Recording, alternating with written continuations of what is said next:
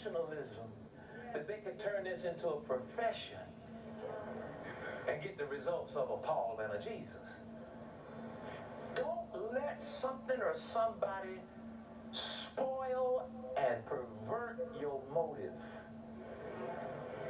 Always ask yourself, why do you do what you do? Why are you here today? Why do you want the presence of God in your life?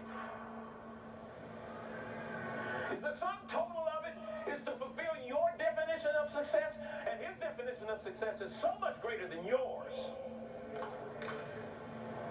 No. When you start experiencing Christ, none of that matters. And yet, all of it matters to God. It's like you're not even, it's like I ain't seeking nothing but you. You know what God's saying? And I ain't seeking nobody but you. I want you. I want you. I want to bless you. I want to touch you. I want to heal you. I want to deliver you. I want your dreams to be manifested. I want you to be happy. Think about, that's the God. You up here trying to make him do all of that, and he want to do all that already. The Bible says, acknowledge him in all thy ways. What does that mean? Put in first place, and he'll direct your path. He says, I know directions to everything you ever wanted in life.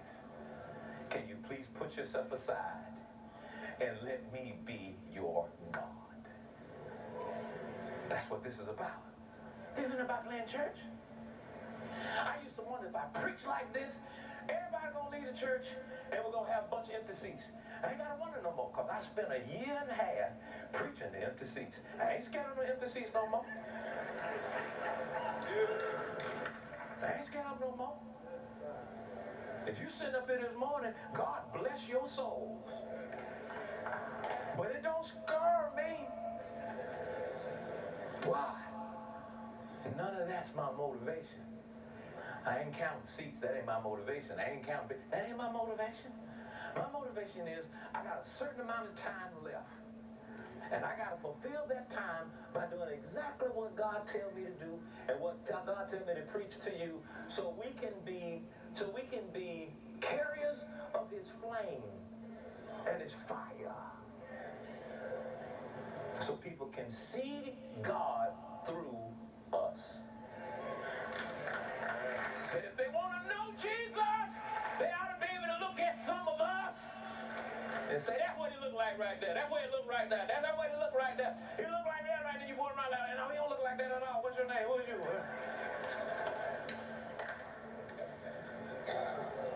All right, let me move on. Let me move on.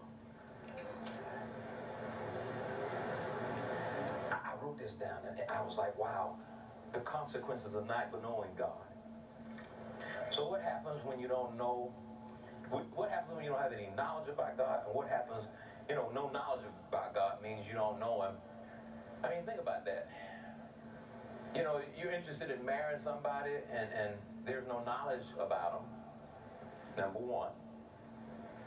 And you don't really know them because you don't have knowledge about them, and you've not walked into an intimate knowledge or knowing of them. What happens with Christians every day? Christians who are at home today, Christians who are here today, and they don't know God right. Listen to this. Your impression of who God is will determine how you receive from God. Wow. So if you think God's a judge, that's going to determine how you receive from God. If you think God's a murderer, that's going to determine how you receive from God. If you think God is the one that says, I got to make you suffer real hard before I can give you this blessing, that's how you're going to receive from God. If you think God is the God that sends fire down from heaven and just burns people up, no matter what the situation is, that's how you're going to receive from God. The question this morning is, what is your impression of who God is? Because if you have a wrong impression of who God is, that's how you're going to receive from him. And a lot of that starts with this. If you're in the wrong church, listening to a wrong preacher who don't know nothing about God and don't know God and proceeds to preach a sermon about God and then gives you the wrong impression, and you're there because your mama went there and here her mama went there, her mama went there, then all y'all gonna have this wrong impression of God, which you proceed to pass down to other people and spread that same fable everywhere and call it the church.